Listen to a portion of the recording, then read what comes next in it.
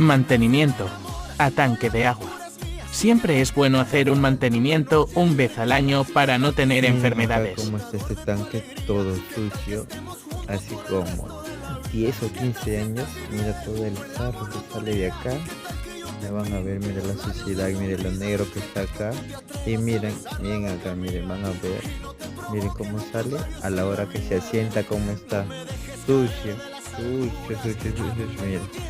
Miren cómo está, así como 10 años también hay que tener en cuenta eso. Miren el sarro que está acá abajo. Siempre tengan cuidado, eso. Mira lo que está tomando la persona. Y ahora van a ver algo peor todavía, que adentro todavía hay más sarro. Miren al fondo cómo está lleno de sarro. En otro video voy a poner un poco más, pero espero que les ayude eso. Miren un negro todo sucio. Mira acá ya está limpio. Pero después de 10 años también, que es lo que acá hay, ¿no?